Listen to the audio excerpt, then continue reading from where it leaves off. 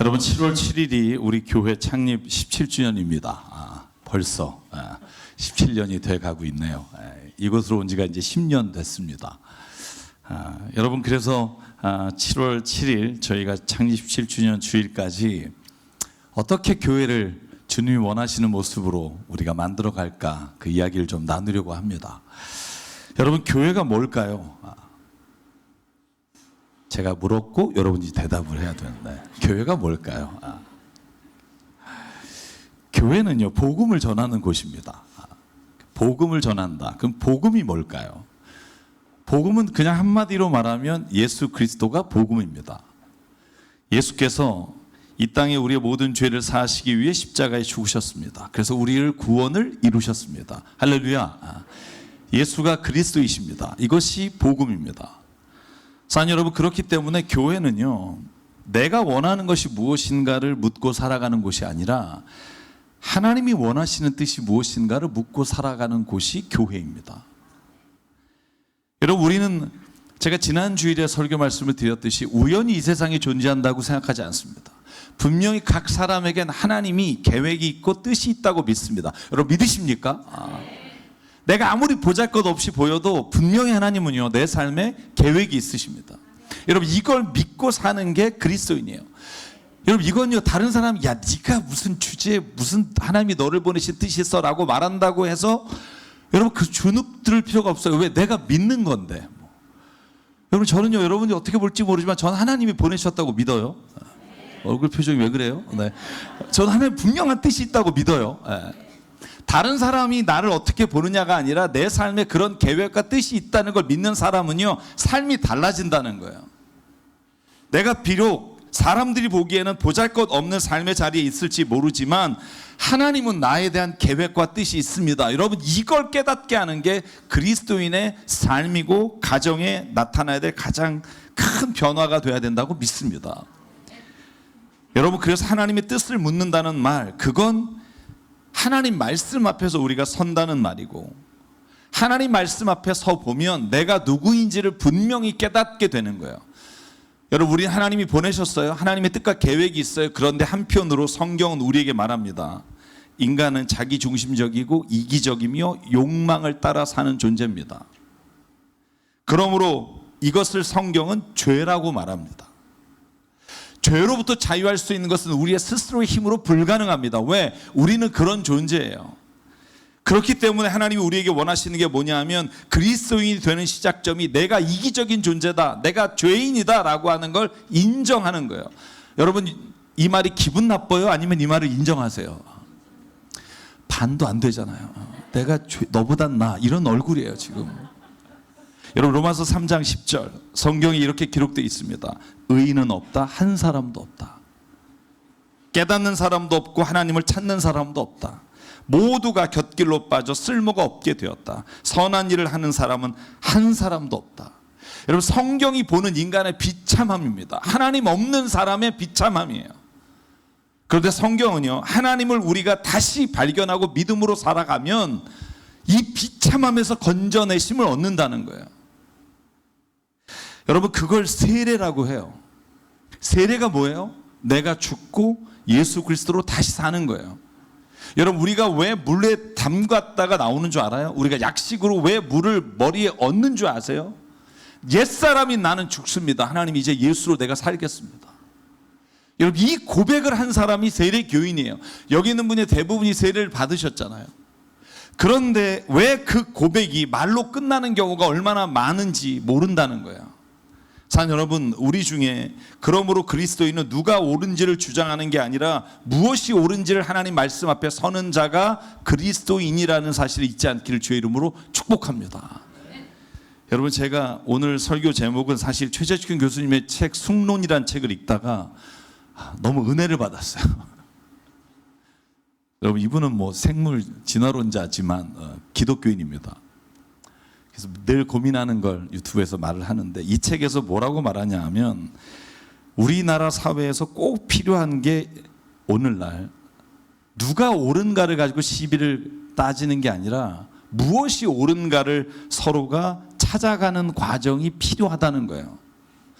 여러분 그 책에 이런 말 합니다. 디스커션, 토론 문화가 우리나라에 굉장히 많아요. 100분 토론부터 시작해서 얼마나 많아요.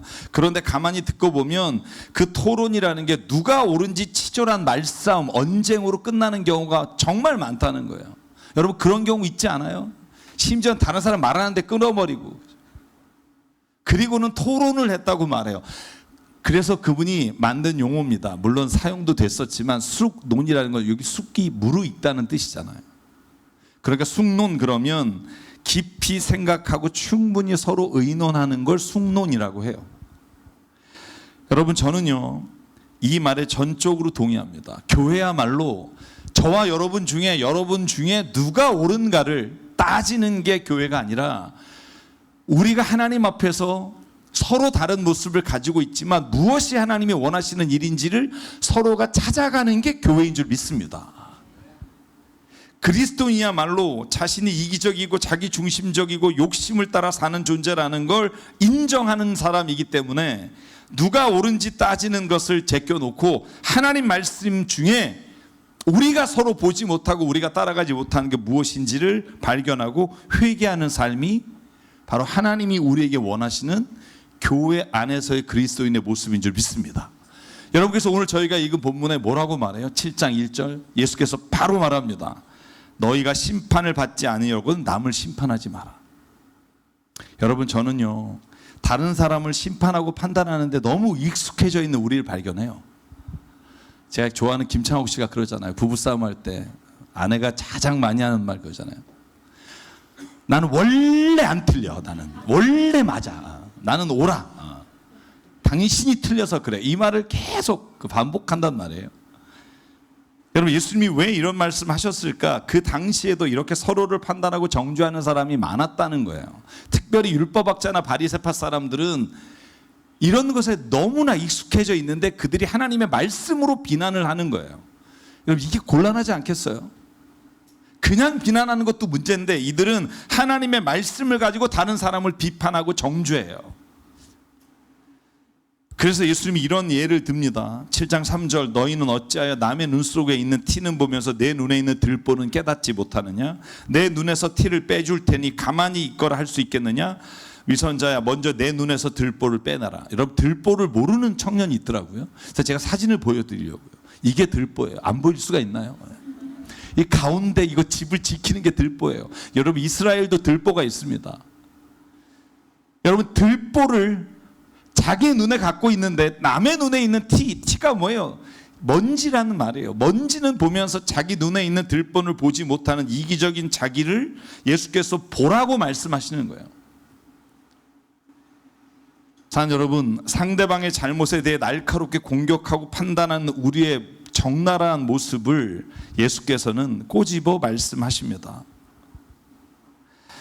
여러분 저는 합리화라는 말을 여러분과 나눈 적이 있어요. 제가 좋아하는 철학자가 이런 말 했다고 말씀드렸어요. 인간은 합리적 동물이 아니다. 절대 합리적으로 함께 의논해서 좋은 결과를 찾아가는 존재가 아니라 자기가 해놓은 나쁜 일을 합리화하는 존재다. 머리가 똑똑할수록 합리화하는 과정이 더 정교할 뿐이지 인간은 합리적이지 않다. 전 이 말이 어느 날 제게 확 와닿았어요. 아, 내가 진짜 합리적이다. 부부싸움하고도 어쩜 이렇게 내가 핑계를 잘 대는지. 여러분 저는 진정한 그리스도인은 자신의 죄와 허물을 제일 먼저 인정하는 사람이 그리스도인이라고 믿어요. 자신이 잘못한 것을 알면서도 끝까지 버티고 상대방의 허물을 찾아내서 공격하는 사람은 그리스도인이라고 하지 않아요. 죄를 먼저 고백하는 거예요. 여러분 부부싸움 할 때 뭔가 자기가 잘못한 것을 얘기하다가 알 때가 있잖아요. 그렇지 않아요? 뭔가 내가 잘못한 것 같은데 이쪽 분위기 막 이런 분위기 갈 때 뭐라는 줄 아세요? 그래 당신이 맞았어. 그래. 근데 기억나? 3년 전 내 생일날 당신이 이러면서 또 다른 전쟁이 시작돼요. 왜냐면 그때 내가 옳았잖아 뭐 이런 거죠. 여러분 이러면요 해결책이 없어요. 여러분 라이놀드 니버라고 하는 신학자이면서 기독교 사상가가 이런 말을 했습니다. 세상은 선과 악의 대립으로 볼 수 없습니다. 여러분 이분은 굉장히 유명한 분입니다. 미국의 1930년대 경제 대공황 이후에 미국을 이끌어간 사람이에요. 그가 하는 말이에요. 세상을 보니 선과 악의 대립으로 보는 것은 잘못입니다. 인간 사회에 완전한 선은 없습니다. 다만 악이 존재하고 조금 덜한 악이 있을 뿐입니다. 그 중에 우리는 하나를 선택해야 하는 존재입니다. 저는 이 말이 우리가 살아가는 세상을 정말 잘 설명하고 있다는 생각이 들어요. 예수님 마태복음 7장을 통해서 우리에게 하고 싶은 말이 뭐예요? 우리 자신이 완벽하고 옳고 선하다는 착각에서 벗어나라는 거예요. 여러분, 내가 그런 생각이 들 때가 있어요. 그런데 오히려 그때가 위험해요. 여러분, 그래서 교회에서 가장 위험한 때가 언제인 줄 아세요? 내가 선하게 살려고 노력하고 내가 그렇게 사는 걸 자기가 느낄 때가 위험해요. 이 말이 전달이 됐나? 네. 야, 내가 이제 좀 주님의 뜻대로 사는데, 여러분, 이때가 정말 위험해요. 왜? 그러니까 다른 사람의 모습이 너무나 적나라하게 보이는 거예요. 사람의 모습에서 그런 모습을 발견할 때 주님이 원하시는 건 저 모습이 내 모습이었지라는 걸 깨닫기를 원하는 거예요. 그리고 그 사람이 나의 모습까지 오기를 기다려주고, 그 사람이 그 모습에 갈 수 있도록 도와주고, 그 사람과 함께 그 길을 걸어가는 게 신앙생활이라는 거예요. 여러분, 어느 날 율법학자와 바리새인들이 예수 앞에 가늠하다 현장에 잡힌 여인을 데려왔어요. 그리고 뭐라고 말해요? 모세 율법에는 이런 여자를 돌로 쳐 죽이라고 했는데 선생님 뭐라고 합니까? 말씀 좀 해주십시오. 예수님이 그들의 마음을 아셨어요. 아, 얘네들이 나를 시험해서 고발하려고 하는구나. 나를 처벌하려고 하는구나. 그래서 여러분, 말은 안 하시고 땅바닥에 쓰셨어요. 여러분, 땅바닥에 뭘 썼는지는 나오질 않아요. 그런데 사람들이 다 그쳐 물어봐요. 왜 글이나 끄적거리고 있냐? 말씀 좀 해보십시오. 그랬더니 예수님이 말합니다. 너희 가운데서 죄가 없는 사람이 먼저 이 여자에게 돌을 던져라. 여러분, 혹자는요, 바닥에 쓴 글이 무엇인가를 연구하는 학자들이 있어요. 뭐라고 썼을까? 저는 가장 합리적인 그 문구가 이런 문구라고 생각해요. 남자는 어디 갔니? 저는 그게 가장 합리적인 것 같아요. 그러니까 거기 있던 사람들 중에 제가 볼 때 그 사람이 있었을 것 같아요. 그래서 먼저 돌을 놓으니까 옆에 사람도 이거 아닌가 본데, 그리고 가지 않았을까? 여러분, 그리고 예수께서는 이렇게 말합니다. 이 여자에게 너도 가서 이와 같이 죄를 다시는 짓지 말라. 사랑하는 여러분, 이 말씀을 땅바닥에 예수께서 쓰시고 말씀하셨을 때 왜 사람들이 모두 그 자리를 떠났을까요? 자기의 죄를 예수 앞에 섰을 때 봤기 때문이에요. 여러분, 이게 너무 중요합니다. 여러분, 우리가 왜 하나님 말씀 앞에 서야 돼요? 코람 데오, 하나님 앞에 왜 서야 돼요? 사람 앞에 서면 내 죄를 보기가 어려워요. 왜? 내가 이 사람보다 나은 게 있기 때문에. 그런데 하나님의 말씀 앞에, 하나님 앞에 서면 우리의 죄가 드러나요. 여러분, 하나님의 말씀을 따라 사십시오라는 말의 의미가 뭐냐 하면, 하나님의 말씀이 뭔지를 기억했다가 그렇게 살라는 게 아니라, 하나님이 옳은 그 선한 말씀이 내 앞에 있어서 나를 비출 때, 내가 죄인인 것을 고백하며 살 때 하나님의 나라와 천국을 경험할 수 있다는 말이에요. 여러분, 그런데 세상은요, 반대예요. 제가 얼마 전에 월요일에 홍익병원에 설교하러 갔다가, 제가 지금 3년 반 만에 다시 설교를 시작했어요. 3월부터. 제가 19년째 설교하잖아요.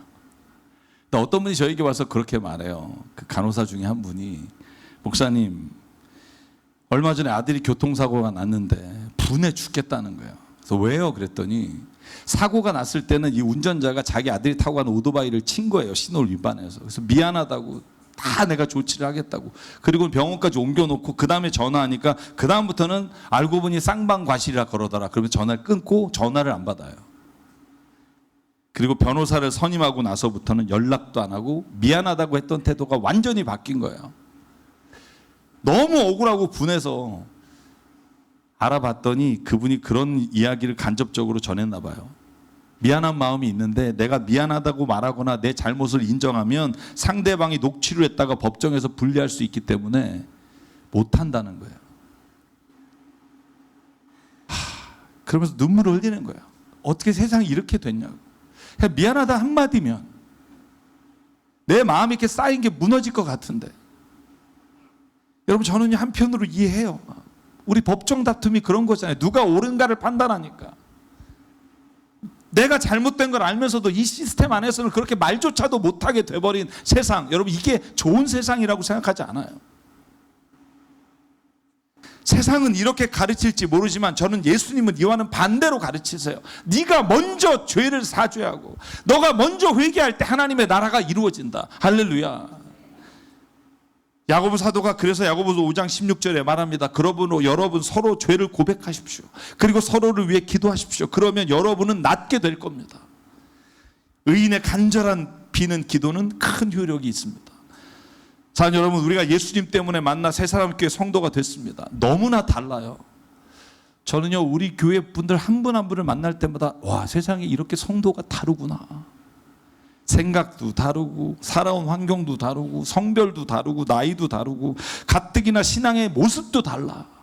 어떤 분은 목이 막 쉬도록 통성 기도해야 이 교회가 좋은 교회라고 생각하시는 분이 있고, 시끄러우면은 자기는 기도가 안 된다고 생각하시는 분이 있고, 성경 말씀을 읽으면 시험이 들어서 요즘은 내가 성경을 논 지가 오래됐다는 분도 있고, 성경을 안 읽는 게 어디 교인이냐고 말씀하시는 분도 있고, 어디를 통해서 가야 돼요? 여러분, 저는요, 밸런스가 너무 중요하다고 생각해요. 여러분, 우리가 주의 음성을 듣는 묵상 기도가 할 수 있다면 crying out, 주님 앞에 부르짖는 기도도 할 수 있어야 돼요. 주님의 말씀으로 내가 내 삶을 지켜보고 비추고 그렇게 살아가는 것도 필요하지만, 자연을 통해 하나님이 창조하신 자연 가운데 하나님의 뜻을 발견할 수 있어야 돼요. 저는 이 모든 것이 하나님이 우리에게 하나님을 알게 하신 길이라고 믿어요. 여러분, 그렇기 때문에 우리가 해야 될 건 뭐냐면, 서로 다른 신앙의 모습 가운데 우리가 예수 그리스도의 십자가 앞에 죄인임을 고백하고 죽어야 돼요. 내 의가 죽고 내가 생각하는 좋은 신앙생활에 대한 고집이 죽고 예수 그리스도께서 무엇을 원하시는지를 서로가 발견해 갈 때 거기에 하나님의 의가 이루어져요.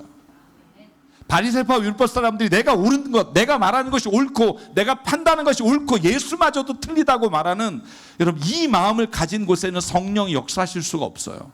성령은요, 내가 죄인이라고 고백하는 곳에 역사해요. 저는 이걸 믿습니다. 말로는 예수 그리스도와 함께 십자가에 죽었다고 말하지만 여전히 살아서 남을 비난하는 우리의 모습을 주님 십자가 앞에서 가슴 아프게 바라보길 주의 이름으로 축복합니다. 그리스도인이 되었다면 가정과 교회에서 악착같이 내가 옳다는 걸 증명하면서 살지 않기를 주의 이름으로 축복합니다. 그런 교인이 너무 많아요.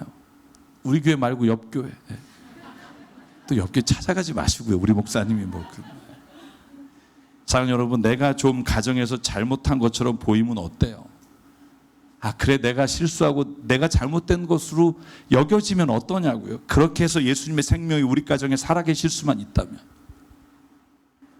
여러분, 내가 좀 교회에서 잘못한 사람처럼 보이면 어때요? 실수한 사람처럼 보이면 어때요? 그렇게 해서 우리 교회 안에 예수의 생명이 살아날 수만 있다면, 주님, 나는 없어지고 주님이 드러나길 주의 이름으로 간절히 원합니다. 여러분, 이럴 때 거기에 하나님의 나라가 이루어져요.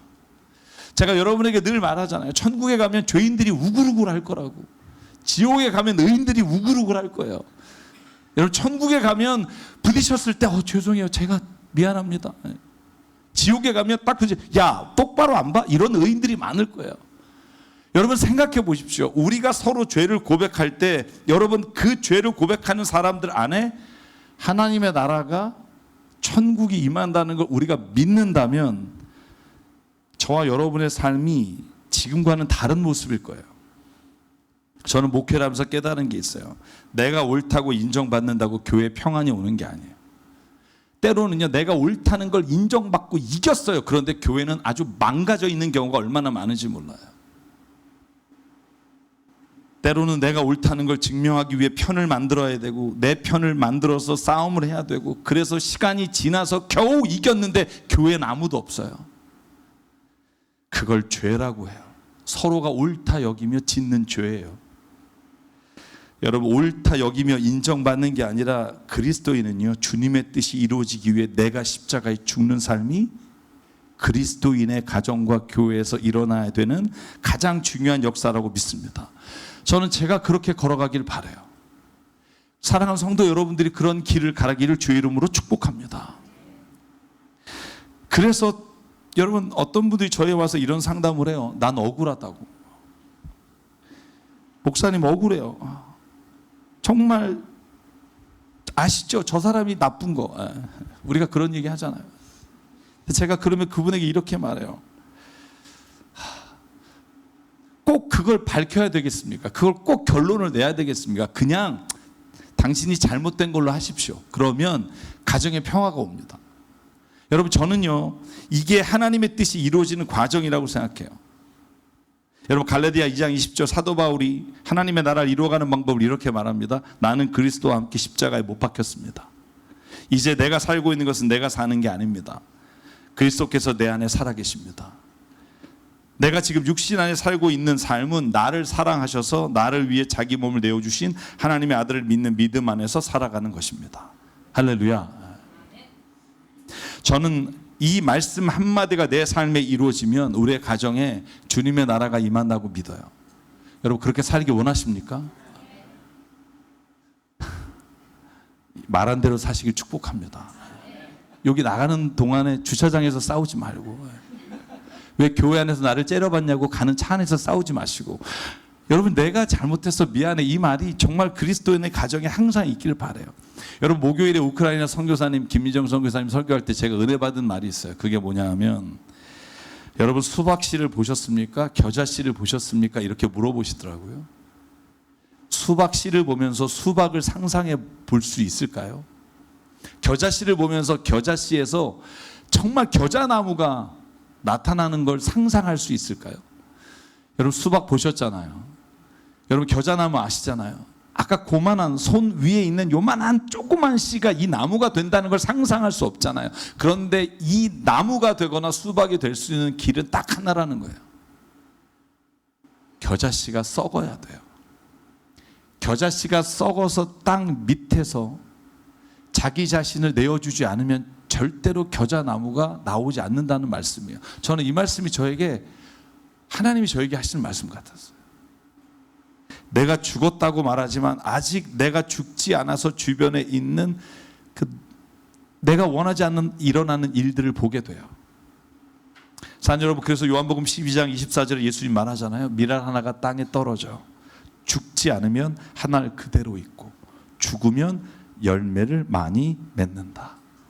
자기 목숨을 사랑하는 사람은 잃을 것이요, 이 세상에서 자기 목숨을 미워하는 사람은 영생에 이르도록 그 목숨을 보존할 것이다.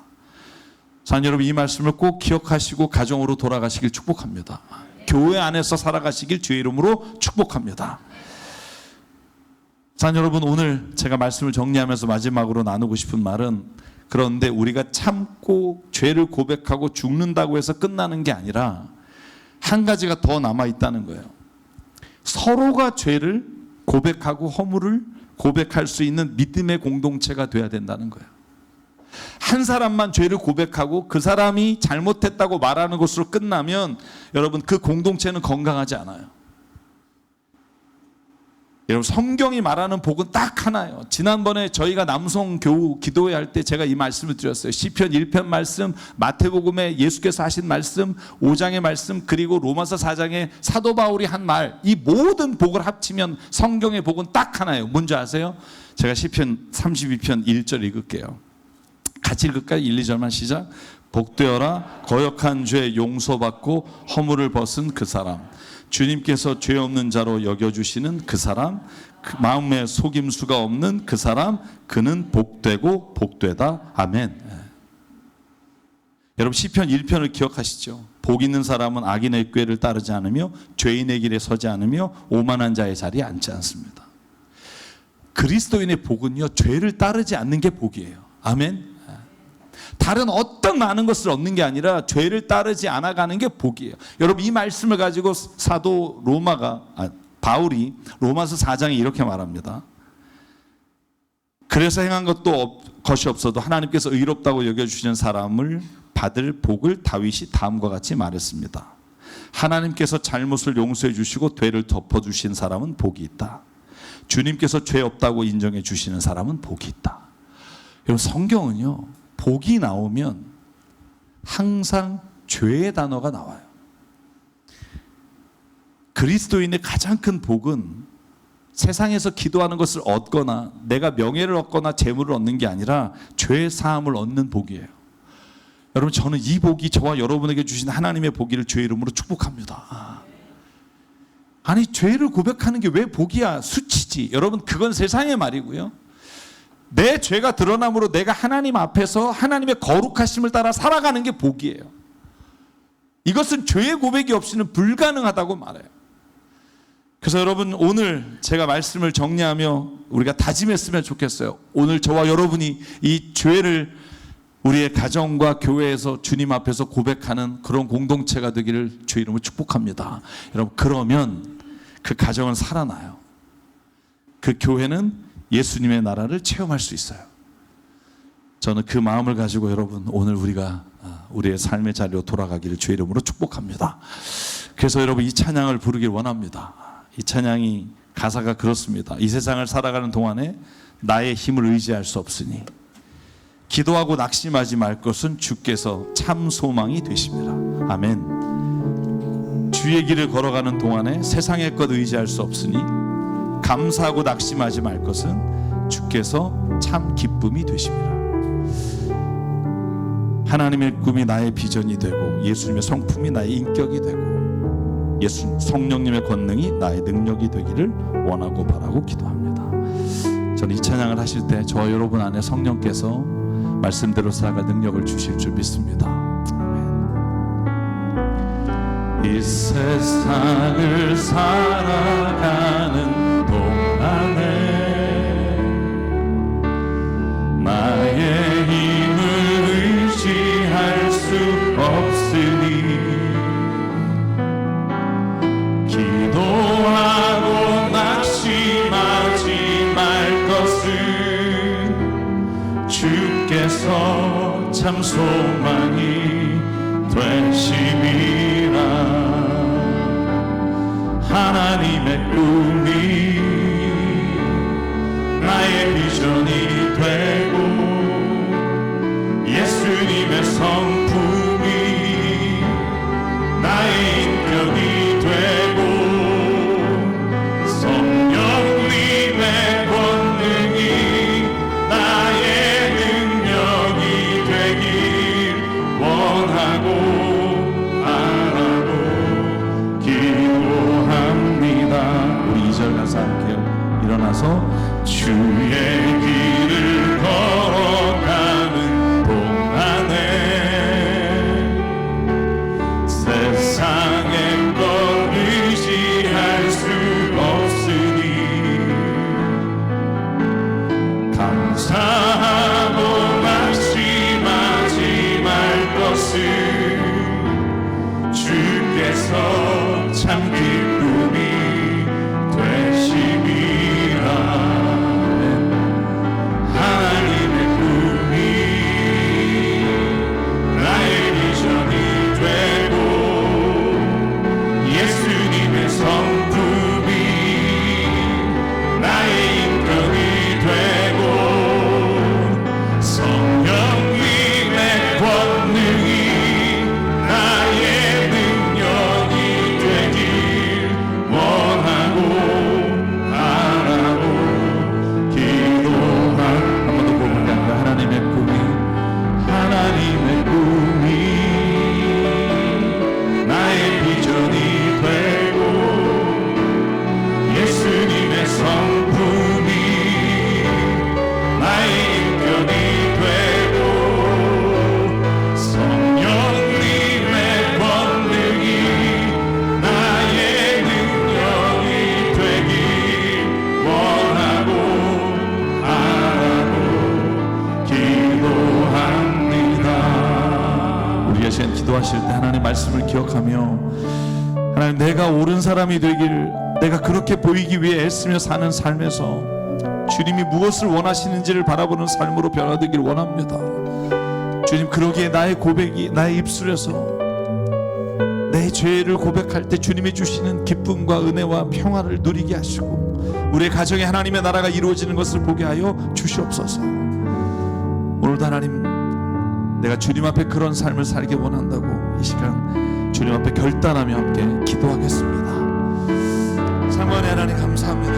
아버지 하나님, 이 시간 주님 앞에 나와 예배하며 아버지 정말로 내 삶에 주님이 나의 죄와 나의 허물을 보게 하여 주시고 아버지 정말로 다른 사람을 비판하며 정죄하는 삶 아버지 오늘도 주님 앞에 회개하며 나의 잘못을 아버지 주님 앞에 고백하며 아버지 정말로 내가 있는 그 가정과 교회가 하나님의 나라가 이루어지고 천국을 경험하는 자리가 되시길 원합니다. 아버지 정말 하나님 지옥을 살리고 매일 지옥 같은 삶을 살아가는 우리의 모습을 주님께서 오늘 만들어주시고 아버지 정말로 하나님 늘 구하면서 아버지 천국을 경험하고 하나님의 나라를 보고 아버지 나의 삶 인격 예수를 닮아가는 삶 아버지 오늘도 나를 주님 말씀으로 하나님 세워주시고 우리를 주님의 말씀으로 이끌어 주셔서 하나님의 능력에 대한 역사를 주시옵소서.